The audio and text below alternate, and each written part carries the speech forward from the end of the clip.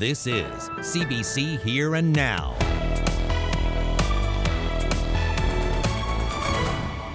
If a doctor wants a man of that age to be on a life-saving drug, it's really hard for me to see why he can't have it. He fought the Nazis and now he's combating COVID. The family of this 100-year-old veteran is fighting to get him treatment. Well, the weather will generally improve as we head through the day tomorrow for some of us. Unfortunately, there's still some snow in the forecast for Labrador. My greatest fear is that someone's going to pass using this. Drinking hand sanitizer. Another potentially deadly vice gripping the Labrador homeless population. It was, in some ways, worth it for us to leave the area, which is not what we want. Well, I guess we gotta leave. We don't have family here. We're not from here. The struggle to find childcare spaces and the long wait to set up a facility. We're looking at that issue tonight from Newfoundland's South Coast. Good evening. Welcome to Here and Now. I'm Anthony Germain. And I'm Carolyn Stokes. A family in St. John's is fighting to get access to COVID treatment for their 100-year-old father. Rod Dion has tested positive for COVID, but the family has been told he won't get a drug designed to keep the most vulnerable out of the hospital. Here Now's Peter Cowan is live with this story tonight. So Peter, what kind of treatment are we talking about here?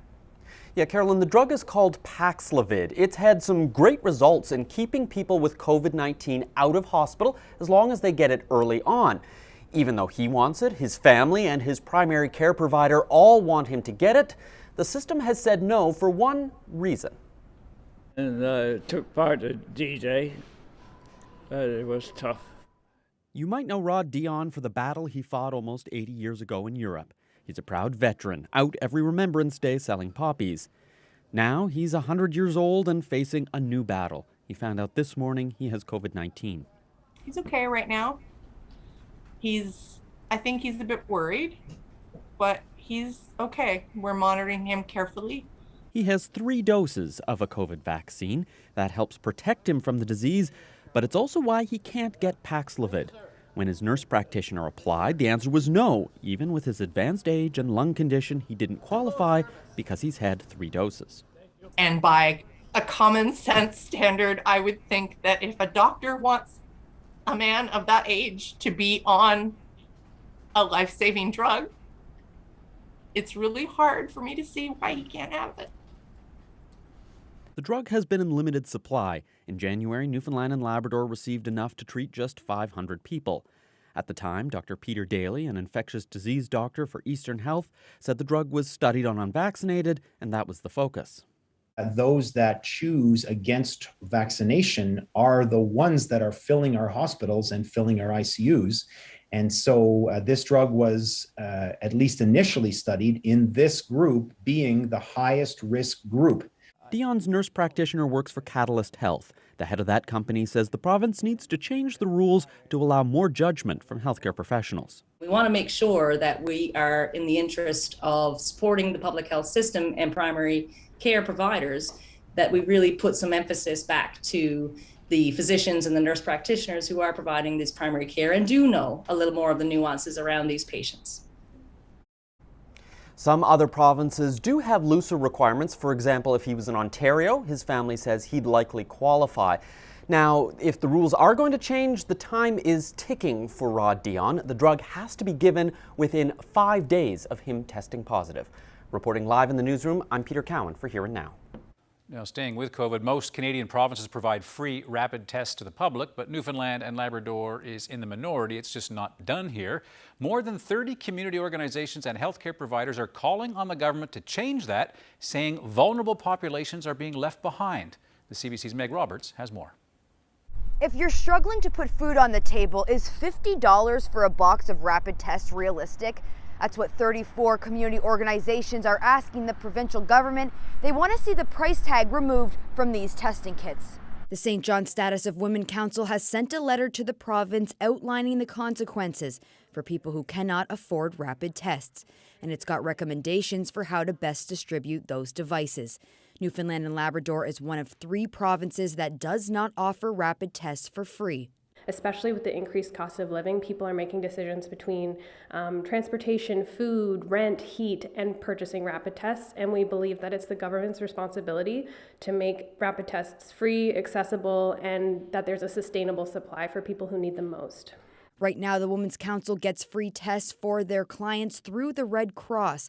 However, that program stops at the end of May, which means so will the testing. We are using the supplies we have very strategically and trying to make it last as long as we can. We're hoping by the end of May we'll have a response from this open letter. Workers Action Network NL, a group that works with low-wage workers, has signed the letter. It says even if low-wage earners can afford a test, if it comes back positive, they often have to then take time off work and go unpaid. You're already looking at going without income if you are sick with COVID. And so it's kind of a double whammy to turn around and then add on, and you've got to purchase these expensive tests in order to confirm that you have COVID. Things aren't getting better. We're seeing an increased rise in numbers pertaining to COVID-19, including hospitalizations and death. And we think that this is really a critical time to address this response. It could have happened many months ago, and I think many of us have been seeing the need for this for months, but now's the time to respond. CBC News has reached out to the provincial government, but due to today's holiday, we have yet to hear back. Meg Roberts, CBC News, St. John's. On a positive note, there were no deaths over the weekend due to COVID-19. That's for the first time in more than a month that's happened. The number of hospitalizations is down slightly as well. According to Public Health's latest update, there are now 24 people in hospital due to the virus. 5 of those patients are in critical care. April has been the deadliest month of the pandemic for Newfoundland and Labrador. A personal care home in St. Anthony is staying afloat despite a major COVID outbreak. Last week, Shirley's Haven Care Home made a public plea for volunteers on social media. 46 of the 53 residents tested positive for COVID, and 12 staff members were isolating. The owner says they couldn't have managed without help from the community. I can't even express my thankfulness. There's no words to express how much it means to me to see my residents being cared for, because that was my main concern. They had to be fed. They have to be taken care of. They had to get their medications. I was lucky enough that I stayed well enough to get through. This weekend was my biggest worry. We didn't have anyone to cover off meds. Today, last night I ended up positive, and today we had, God willing, we had one of our team leaders was able to come back to work, and they made all the difference in the world. Barney says another challenge has been bringing seniors who were admitted to hospital back to the home because so many staff are in isolation. More of our conversation ahead in about 20 minutes on Here and Now. Well, in other news, the man who's been running the Eastern Health Authority will be in charge of blending all of the health authorities into one. The province has named David Diamond as the transitional CEO of the planning team. It was announced in the budget that the 4 health authorities will be merged into one. The move is designed to avoid duplication of things such as payroll and finance. The 4 existing health authorities will be maintained during the transition. Planning and operations will be status quo.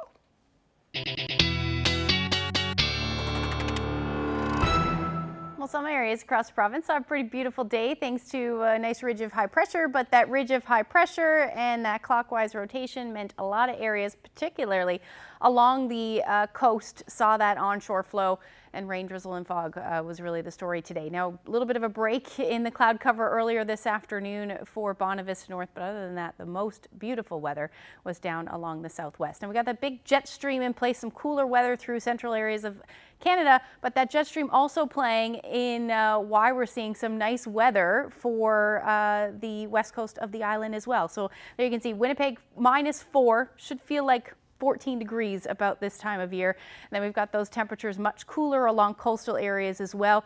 4 degrees in St. John's this afternoon, should be more like 6 or 8 degrees. And there's the warm spot, 18 degrees today in the Rec House area. In fact, Port aux Basques actually broke a record this afternoon. There's some more warm weather on the way for some areas. I'll get into the full forecast when I come back.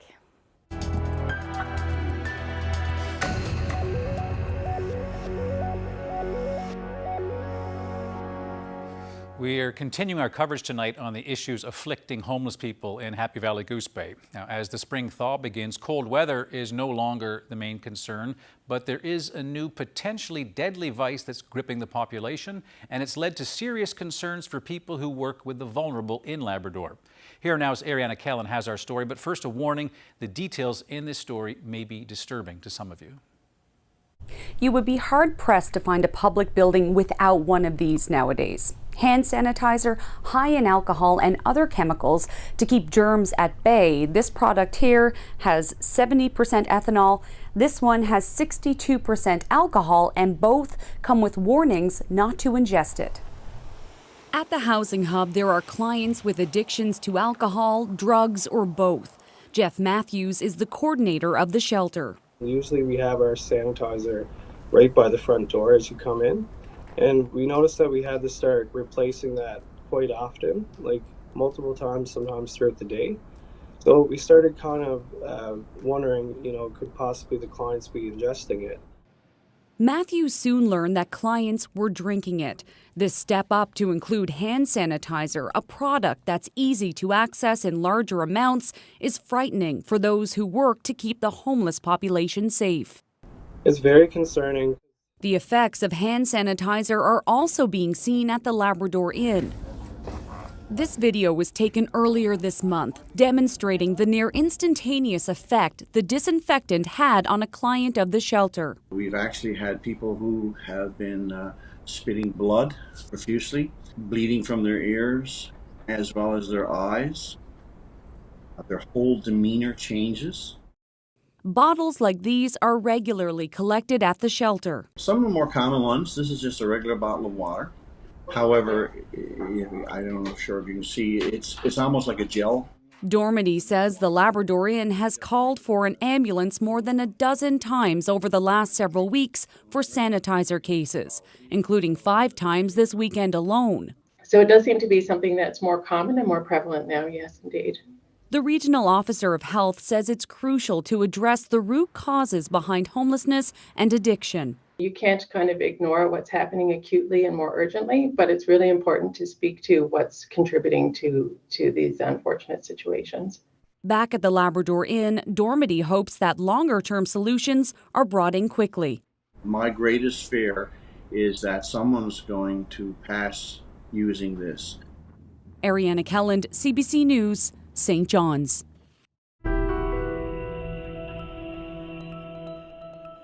The latest provincial budget includes plans to create 6,000 new childcare spaces in Newfoundland and Labrador in 4 years' time. But some people in the province are looking for options right now and will have to make some tough decisions. Here now's Garrett Berry reports. There are 3 almost impossible choices facing this family. The first, sell this dream home that they just bought and move away. It was, in some ways, worth it for us to leave the area, which is not what we want. The second, quit her job and stay at home. So I'm fulfilled and all those sorts of things, and I want my kids to see Mom have a job too. And the third option, pay nearly $30,000 a year for full-time babysitting. That's a minimum wage income, like that's your average sort of job, I would think. It's all because there are no childcare spaces here, and that means there's no $15 a day daycare. The closest center is about an hour's drive away, and they are full. It's forcing families in this area to the brink. We were stuck, and then, your mind all of a sudden goes down the path. Well, I guess we got to leave. We don't have family here. We're not from here. And there's a number of young professionals who are either have just started a family or are going to or planning to start a family who are in the same boat that we were. Cousins is trying to take matters into her own hands. She wants to start her very own center, but licensing requirements mean that could be years away, too late for her 2 children, who will be too old by then. We've got the space, we've got the support of the town, we've got interested people who are willing to support us. All of those people are likely going to be returning to work within the next few months. So it is something that needs to be addressed, and it is something that needs to be addressed within a reasonable time frame. And it's not just the cost. When she is around other children, I see an instant change in her ability to communicate, her need to communicate, those sorts of things. To have my little girl surrounded by her peers for, 5 to 8 hours a day would be just amazing. And to cousins, everybody should care, because she knows that people are either moving away or deciding not to have kids. And she says this region can't afford either. As it stands, we're quite happy with her, but if we were to expand our family, have another child, well, we would be faced with a circumstance. I don't know if we could find our way out of it right now. Garrett Berry, CBC News, Bay D'Espoir. A cybersecurity breach at North Atlantic could be affecting some home heating customers in the province. In a statement, the company says, quote, an unauthorized third party accessed a marketing employee's email account on April 13th. North Atlantic says they aren't sure what information was downloaded, but it notes that the email account contains personal information of customers and business associates, as well as banking and financial information. North Atlantic says the breach was contained and a team of cybersecurity experts is investigating. In an email to CBC News, the company says some customers who purchase home heating fuels from North Atlantic could be impacted. However, the company's retail gas network was not affected. Well, basketball fans in Newfoundland got a sneak peek at the future home of the Newfoundland Growlers this weekend. Season ticket holders were invited to the Memorial University Field House in St. John's ahead of the team's first basketball season. They also got a chance to meet the team's head coach and local player, Cole Long. Long previously played with Memorial University's Seahawks. The Growlers will play in the Canadian Elite Basketball League, the largest professional sports league based in Canada. Glad, it was really sad when my last game came here with the Seahawks, but I guess the journey continues here and it's really exciting, I also have my friends and family here and that sort of thing, so I'm really glad I get to start my professional career here at the Fieldhouse. I've put together a team that I think is capable of being very successful, and I want us to do really good for our fans so that way the community comes back and supports us the way that we should get supported. The Growlers will hit the court for their first game of the season on June 3rd.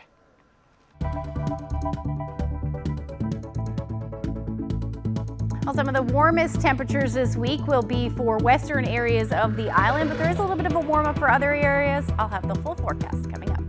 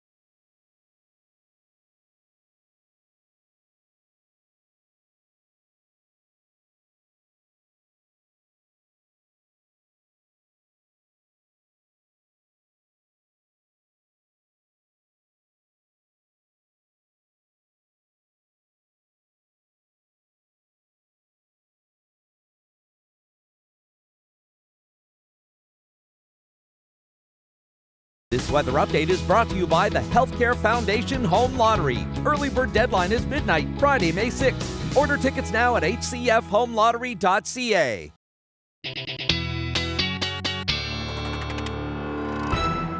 Well, time for a look at the weather forecast. It's Monday, not the best day out there in St. John's. It was kind of cold and gray. And yeah, we're in that onshore flow, which doesn't spell very nice weather Yeah. for the coastal areas of the island for sure. You know, a lot of fog around earlier today. Let's take a look at what's going on. It is a ridge of high pressure. It's to the north, but again, that onshore flow tends to lead to those clouds moving in and around. But the nicest weather, like I showed you a little bit earlier, was the southwest. In fact, lots of sunshine for you, even areas across Labrador. We're seeing some nice weather today, but temperatures, most areas we're seeing single-digit temperatures, except along the coast, well below seasonal.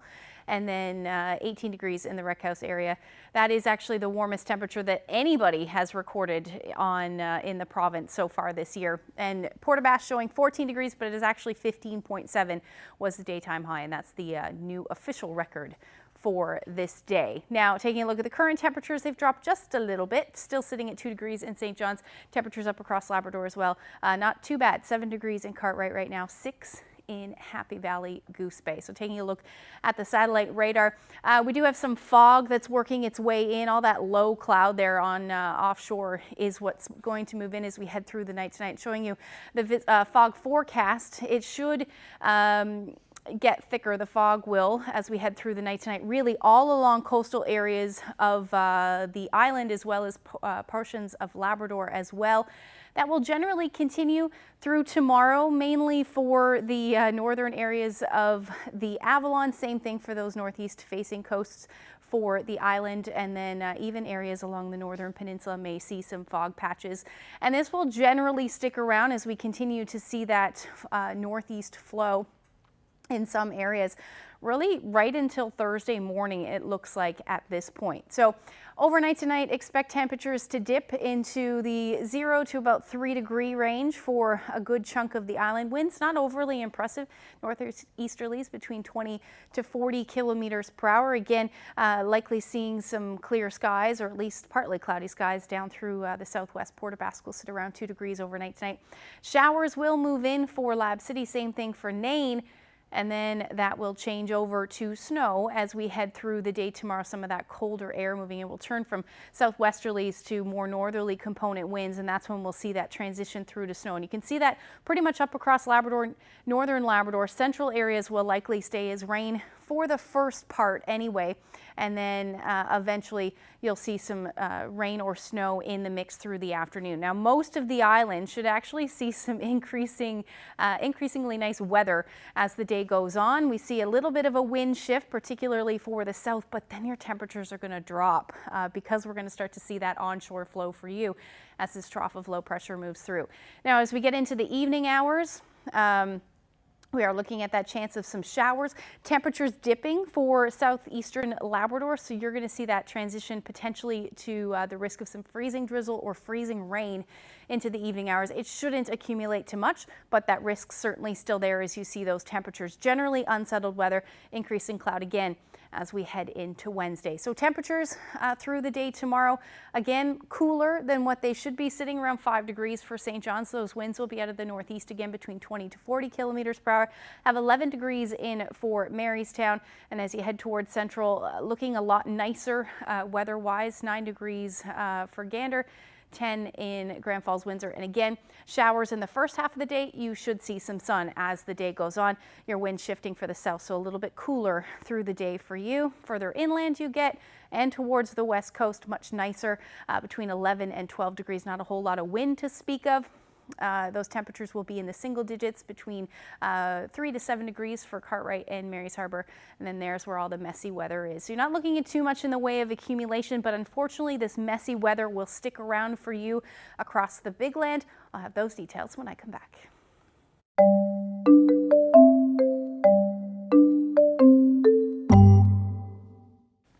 Well, the ground was once again covered in snow in parts of the province yesterday, but Murray's Garden Centre in Portugal Cove, St. Phillips is already gearing up for the upcoming gardening season. Yeah, and I know you have been doing this for months and months and months. But owner Evan Murray says public interest in gardening has grown greatly during the pandemic, and yet some vital items that can help make your thumb greener, well, they're very hard to find.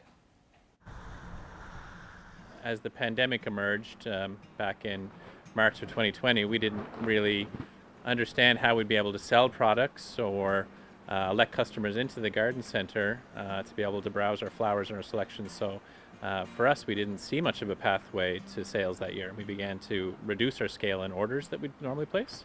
But then we opened up to curbside and online orders, and we quickly realized that wasn't the case. Yeah, it's been some of the best sales the garden center has seen the last 2 years. It's been wonderful. We did sell out on many items. So herbs and vegetables, those type of things are very popular still. People have a lot of interest in growing beautiful but also functional gardens, right, and edible gardens. So I'd say that there's definitely an increased demand on the realm of food gardening or growing your own herbs and vegetables. So those type of things are in high demand still for sure. The consumer demand crept up.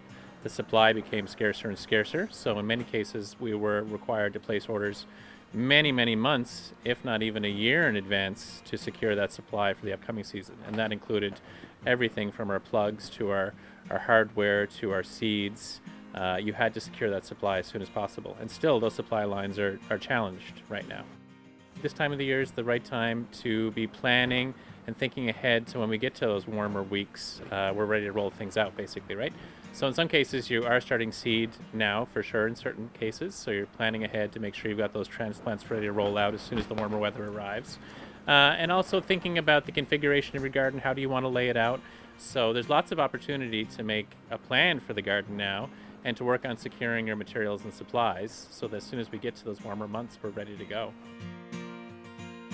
It is a big question that remains up in the air for us. How many of those new gardeners, people that came out who had their first experience in growing vegetables, annuals, or perennials, or even trees and shrubs, you know, what was their experience like, and what does the future hold for them? Hopefully it was rewarding for most of them, and now they've got the gardening bug, so to speak, and they continue to be lifelong gardeners.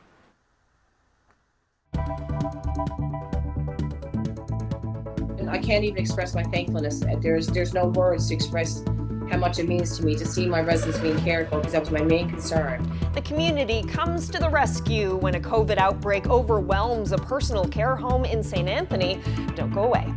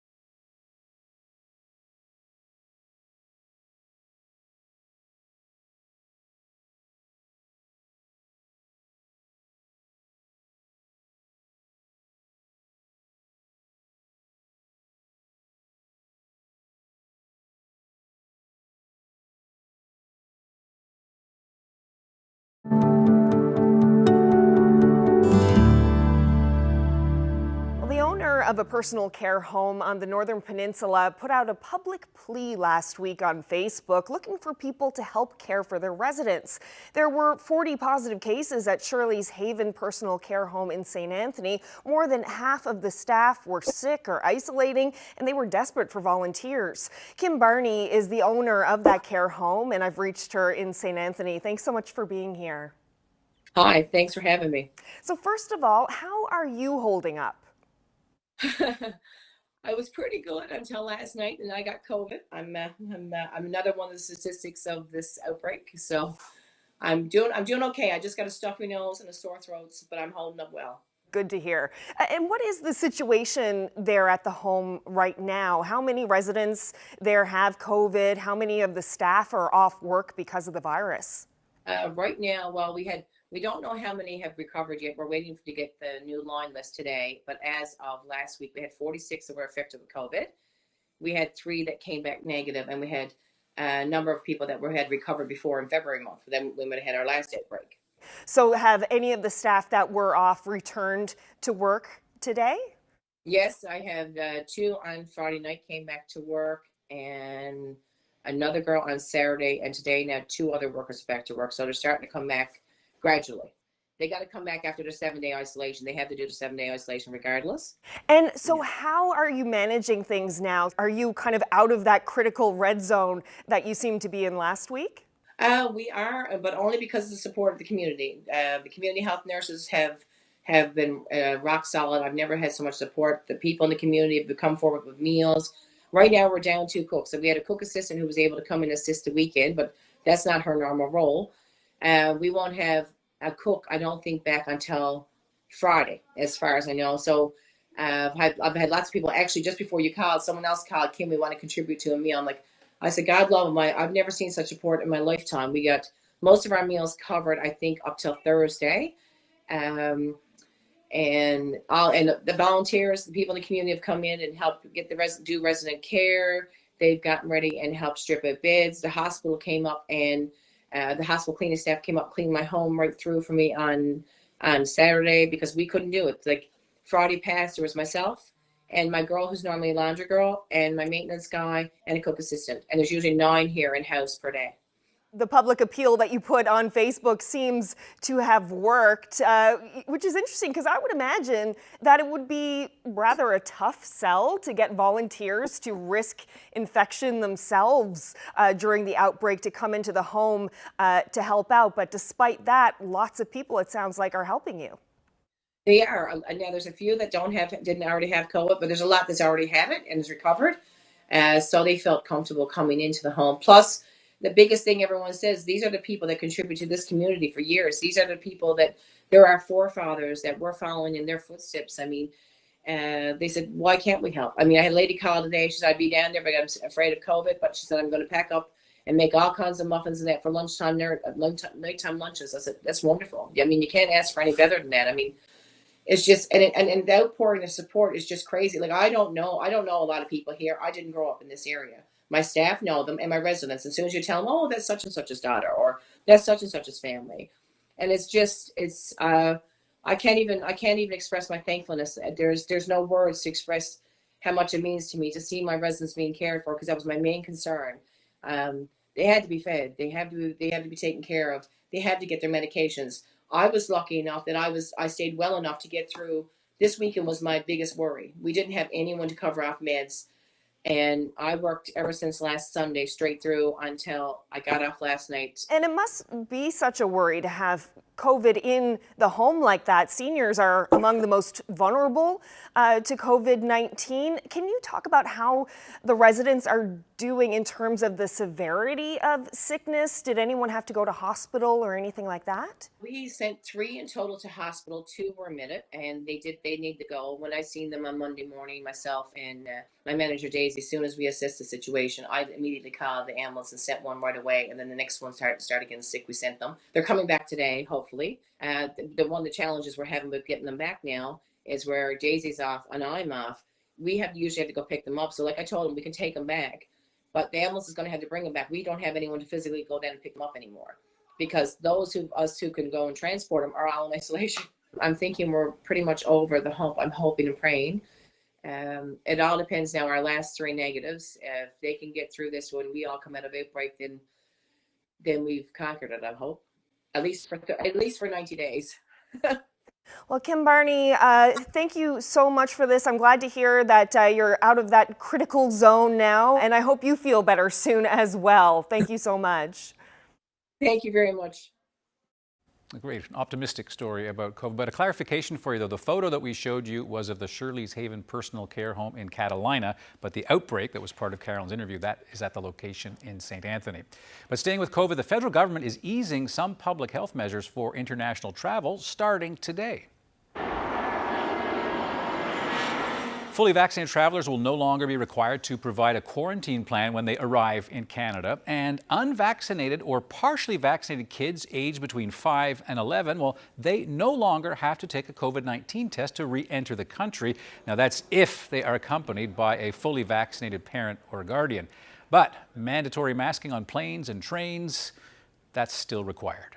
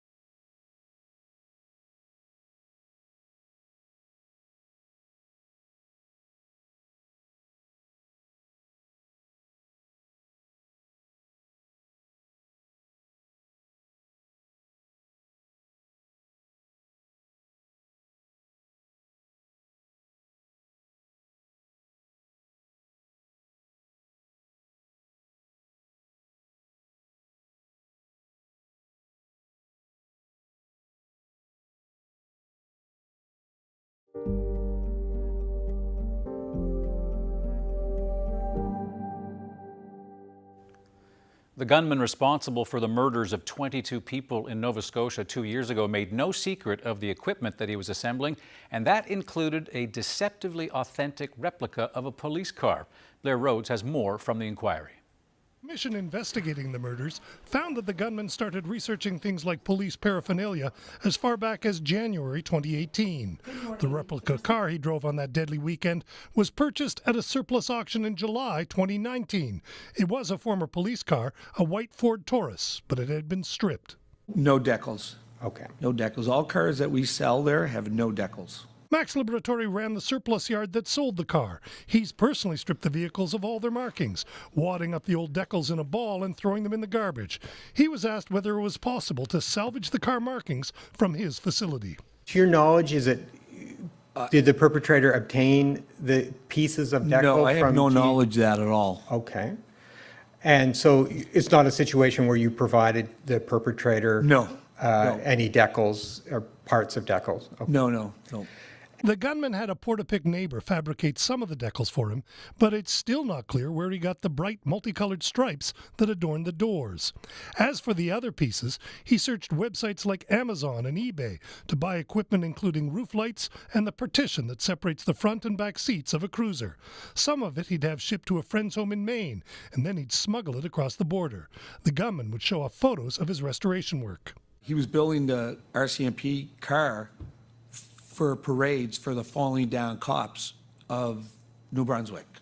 Okay. He was going to put their names on. I felt it was kind of, yeah, that's what he told me. Another story the gunman told was that he was rebuilding the car to rent it out as a movie prop. It was actually one of several surplus police cars he bought, but only the one he used that weekend in April was fully restored. He assembled the pieces of RCMP uniforms the same way, scouring websites and collecting some pieces from a relative who was a retired Mountie. As a direct result of this case, rules concerning police paraphernalia and surplus gear are being tightened. The Nova Scotia government is enacting legislation that would make the possession of paraphernalia such as badges illegal. And there's a moratorium on the sale of surplus RCMP vehicles. Right now, they're either being stored or crushed. Blair Rhodes, CBC News, Halifax. Well, the Canadian military is under fire for not doing enough to detect and prevent white supremacists and other extremists from infiltrating its ranks. The report released by Defense Minister Anita Anand takes the military to task for not doing enough to address racism and discrimination over the past 2 decades. Today's discussion is about building a better workplace for members of the Canadian Armed Forces, a workplace free from discrimination where everyone feels safe, protected, and respected. I know what it is like to be a racialized woman in a large institution and to face discrimination and systemic racism. These exclusionary practices are degrading, demeaning, and violate the dignity that everyone deserves, regardless of where they work.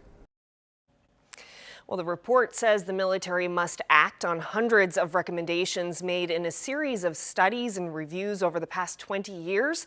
They include the need for much better recruitment in multicultural communities, offering safe places for nursing mothers and sacred spaces for people of all faiths. The world's richest man has made a multi-billion-dollar deal to buy Twitter.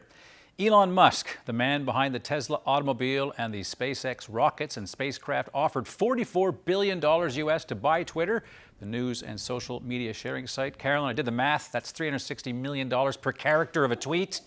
Twitter announced Musk's offer had unanimous approval from the company's board of directors, and that deal is expected to close this year subject to approval and will make Twitter a privately held company. Well, at the start of the pandemic, many spirits companies across the country quickly shifted to produce hand sanitizer, including here in this province.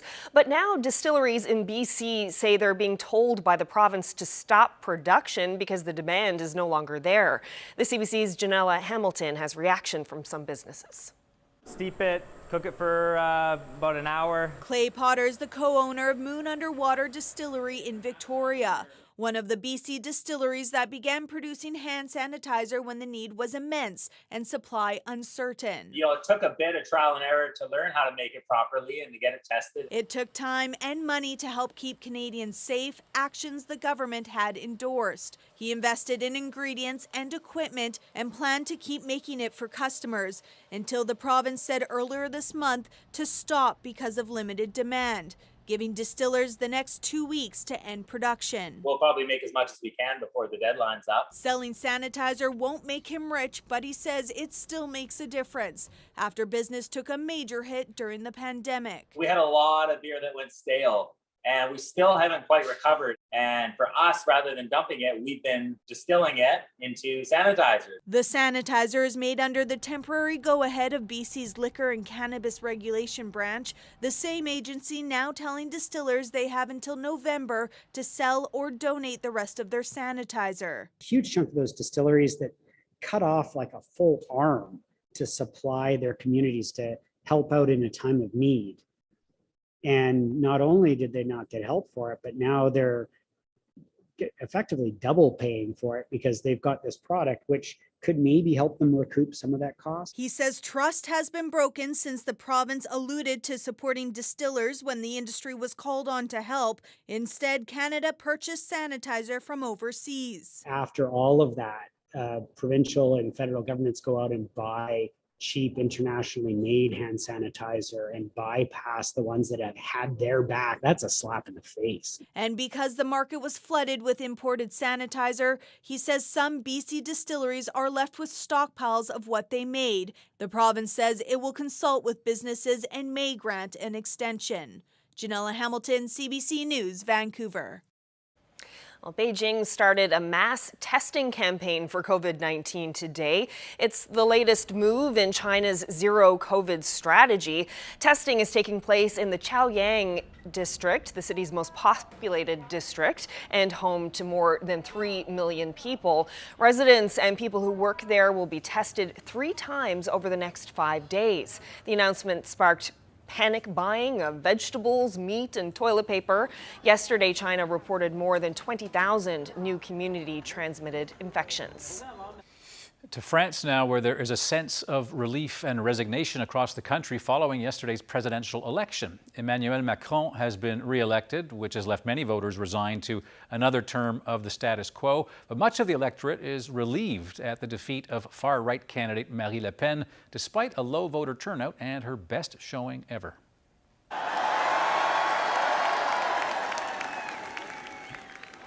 Merci, chers amis. Chers compatriotes. Macron thanking his patriots is the first French president elected to a second term since 2002. He won 58% of the vote while Le Pen picked up 41%, but it was much closer than the race back in 2017 for Macron's first victory. This is also the best ever result for the French far right.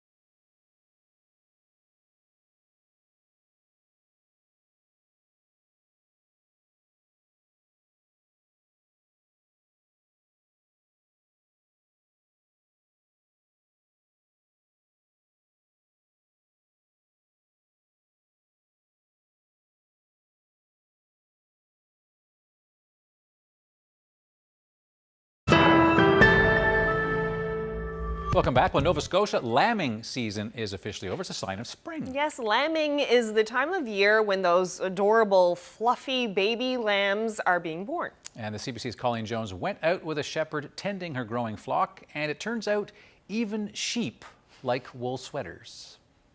Welcome to what's known as Krista's sheep. An accountant by trade, but her passion? These guys. Krista became a shepherd 10 years ago, producing lamb meat on the farm. You get a few sheep, and then you get a ram, and then all of a sudden you have 70. Those rams even come with names. This is Maurice Chevalier, and this is Harry Styles. Obviously not that Harry Styles. Harry Styles is Channing Tatum's son. It's convoluted genealogy here at this 200-year-old sheep farm. While Krista is the shepherd, she does have help. Meet Fiona the donkey. Her job? Keep the coyotes at bay. Then there's Louie the border collie. He does the work that I need him to do. He's very high energy. What border collie isn't? But when Krista, who seems like she's a dog whisperer, gives her commands, Louie's on it. Stand. And that'll do here. She's rounding up the sheep for some hand feeding. There are 2 sets of triplets who aren't getting enough milk from their mama. The moms can't do enough milk, so this one is a triplet. Meanwhile, inside the farmhouse is where Krista's mom, Doris Wenzel, lives. This farm has been in the Wenzel family for over 200 years. This 94-year-old's job with the sheep is to knit the baby lamb sweaters, a trend that started one lambing season when the temperatures in March dropped to -20. Like, the head goes here. Oh, the head goes, this goes over the back. Wow. Yeah. The sweaters work like a charm for the newborns, but the older lambs don't mind showing them off for the camera. And then I put the sweater on them, but they're usually still pretty wet with amniotic fluid, and so that's why wool is nice, because it dries really well. While all of this looks blissfully charming, like any farming, especially with livestock, the hours are long. It is hard work because you're always have to be there. To have live lambs, you really need to be attentive. It will soon be time for the flock to head to their summer pasture to get big and strong. But for now, they'll keep following their mums around here and being oh so cute. Colleen Jones, CBC News, Petite Riviere.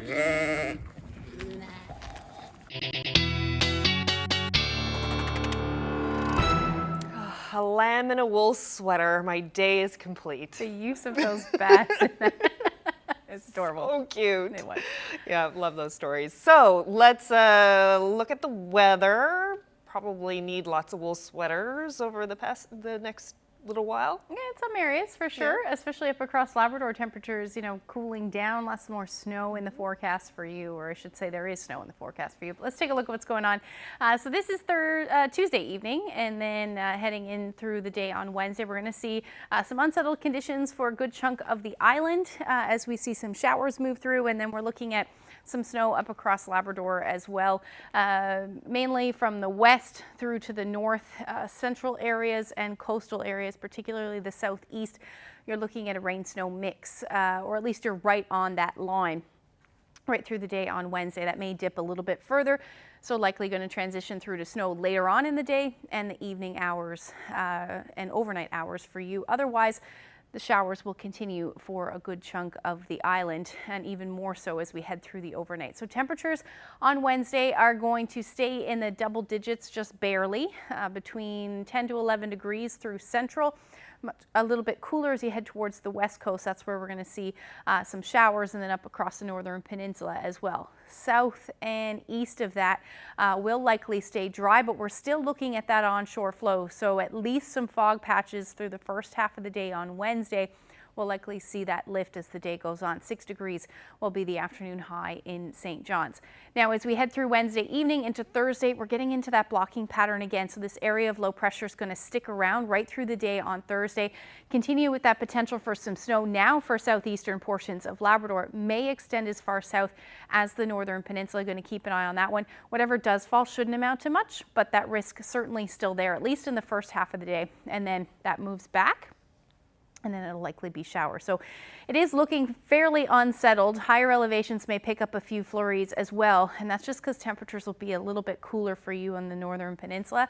Otherwise, we're looking at temperatures between 6 to 10 degrees, a little cooler for the southwest. Temperatures across Labrador back down below 0 for a good chunk of you. Now, as we head through the next couple of days, it is looking unsettled again as we head towards the weekend. Temperatures not moving much, 5-6 degrees for St. John's and eastern Newfoundland.